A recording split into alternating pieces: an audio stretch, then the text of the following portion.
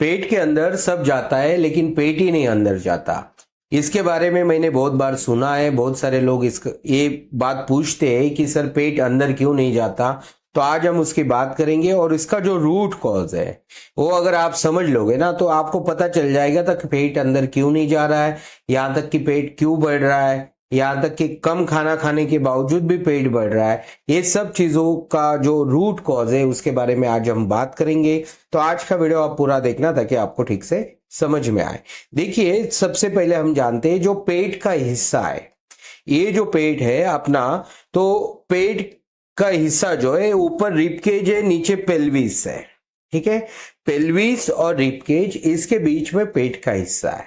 ठीक है, तो अगर आपको अच्छा पेट चाहिए, पेट का अच्छा स्वास्थ्य चाहिए, या फिर आपका पेट आपको अच्छे शेप में चाहिए, तो इसके लिए आपको आपका रिबकेज और पेल्विस का जो पोस्चर है उसके ऊपर विशेष ध्यान देना होगा। तो हम पहले तो ये जानते हैं कि ये क्यों, मतलब पेट अंदर क्यों नहीं जाता है या पेट क्यों बढ़ता है, उसके बारे में पहले हम जानते हैं। देखिए, ज्यादातर जो लोग हैं उनका जो पोस्चर है वो बैड पोस्चर है और वो बैड पोस्चर में फंसे हुए हैं। उसके कारण उनका रिबकेज और पेल्विस का पोस्चर बदल गया है। जैसे कि आप देखते होंगे ज्यादातर लोगों में ये जो रिबकेज का पोस्चर है ये ऊपर है ऐसे, मतलब ये जो, अगर आप ये रिबकेज है, ये पेल्विस है, रिबकेज इस तरह से है और पेल्विस आगे गया है, पेल्विस आगे गया है। और ये रिबकेज और पेल्विस के बीच में ये अपना जो साइड एब्स होता है, मतलब एब्डोमेन के जो साइड के मसल्स है दोनों साइड के, ये मसल्स है। ये रेड बैंड जो दिख रहा है ये उसी के लिए बना है। तो ये ऊपर रिबकेज को अटैच रहते, नीचे पेल्विस को अटैच रहते। और जब पेल्विस, रिबकेज ऊपर जाएगा, पेल्विस आगे चला जाएगा, तो ये दोनों साइड के जो एब्डोमिनल मसल्स है उस पे खिंचाव आता है और उस खिंचाव के कारण इसकी जो लेंथ है वो बढ़ जाती है, लेंथन हो जाते हैं, ओवर स्ट्रेच हो जाते हैं। और जैसे कि आप इलास्टिक बार बार खींचोगे तो क्या होगा, इलास्टिक लूज हो जाएगी। सेम थिंग आपके बॉडी में होता है, आपके एब्डोमिनल मसल लूज हो जाते हैं, लेंथन हो जाते हैं, स्ट्रेच आउट हो जाते हैं, वीक हो जाते हैं। और ये वीक होने के कारण अभी इसका फंक्शन क्या है, इस रिबकेज को इसके सही पोस्चर में रखना, इस रिबकेज को सही पोस्चर में रखना, पेल्विस को सही पोस्चर में रखना, ये इसका फंक्शन है। लेकिन ये लूज हो जाता है, लैक्स हो जाता है और उसके कारण ये रिबकेज और पेल्विस को उसके सही पोस्चर में होल्ड नहीं कर पाता। और फिर धीरे धीरे धीरे धीरे हर दिन आपका रिबकेज का पोस्चर, रिबकेज ऊपर आते जाएगा, पेल्विस आगे बढ़ते जाएगा और पेल्विस और रिबकेज के बीच में जो पेट है उसका आकार बढ़ते जाएगा। और इसी के कारण आगे जाके ब्लोटिंग की समस्या होती है, पेट फूला फूला लगता है। कुछ भी करेंगे तो भी पेट कम नहीं होता है। पेट के लिए कई सारे लोग एक्सरसाइज करते हैं और वो एक्सरसाइज से पेट तो अंदर नहीं जाता, लेकिन उससे कई सारे प्रॉब्लम्स होते हैं। वो क्यों होते हैं उसके बारे में कभी और बात करेंगे।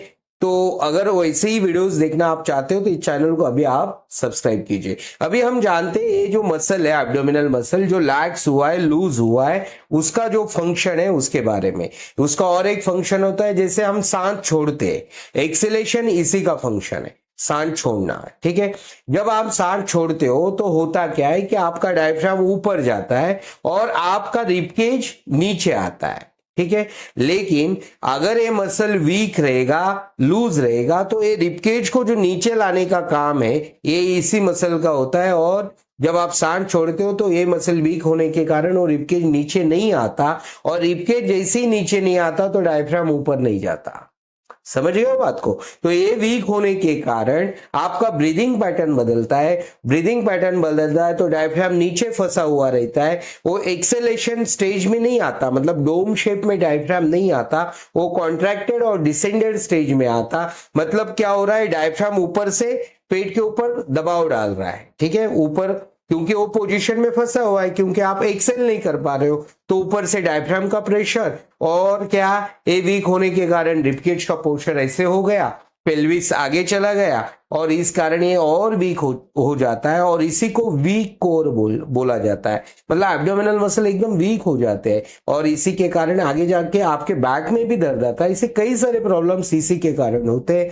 और लोग इसके लिए न जाने कितनी सारी एक्सरसाइज कर रहे हैं। अगर आप इसको ठीक करना चाहते हो तो उसकी बात करते हैं। इसको ठीक करना मतलब क्या है कि आपका रिब केज और आपका पेल्विस का पोस्चर सही करना होगा।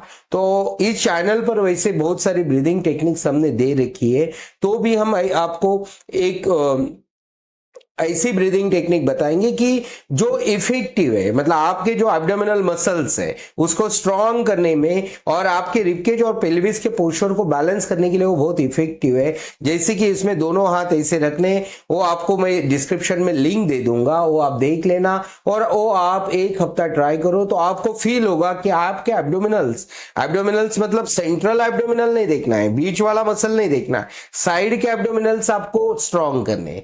साइड के एब्डोमिनल्स अगर आप स्ट्रांग करोगे तो अपने आप सेंट्रल का एब्डोमिनल स्ट्रांग हो जाएगा, उसके लिए आपको अलग से एक्सरसाइज करने की जरूरत नहीं है।